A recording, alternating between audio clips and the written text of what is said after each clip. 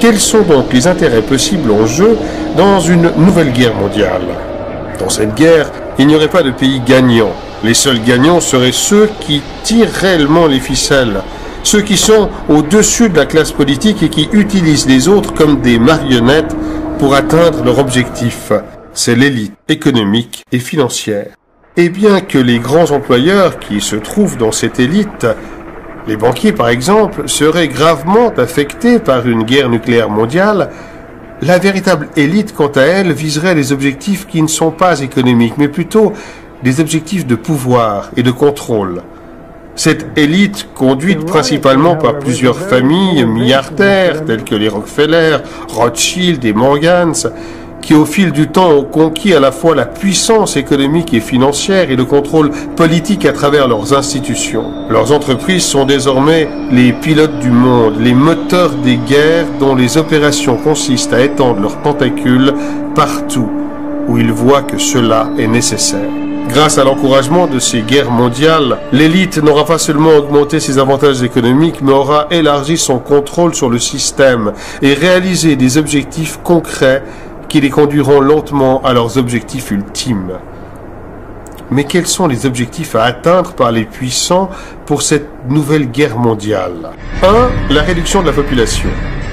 Des personnalités telles que David Rockefeller et Bill Gates ont exprimé leurs préoccupations au sujet du nombre d'êtres humains qui peuplent la planète et la nécessité donc de réduire la population mondiale. Ils disent que nous sommes déjà presque 8 milliards et que la croissance ne permet plus de vivre dans un monde aux ressources naturelles limitées.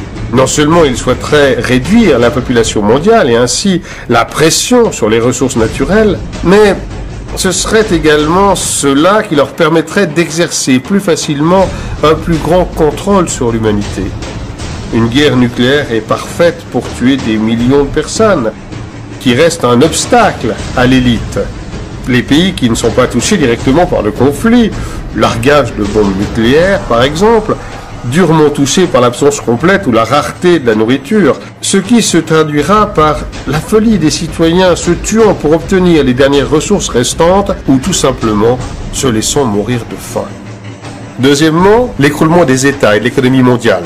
L'un des objectifs importants de cette guerre mondiale est la destruction des États afin de pouvoir couler les économies, d'où une augmentation du chômage à 100%, ce qui provoquera une perte totale de la valeur de l'argent, puis une panique et le chaos parmi les citoyens qui devront rivaliser d'ingénuité et de combativité afin de pouvoir survivre.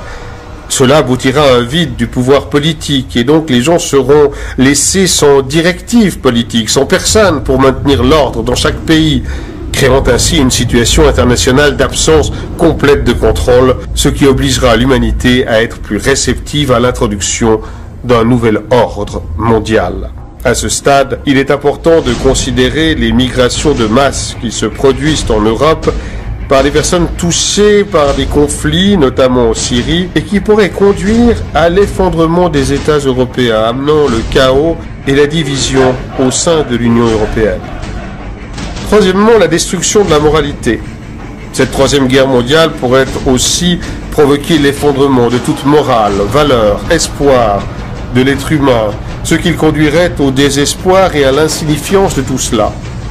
De cette façon, la population serait plus facilement tentée par toute forme d'ordre qui peut offrir un retour à l'espoir et aux valeurs humaines. Il est important de frapper l'être humain dans les aspects physiques, moraux, économiques, sociaux et spirituels, comme un bateau à la dérive sans but, de sorte que vous puissiez tout contrôler presque sans entrave.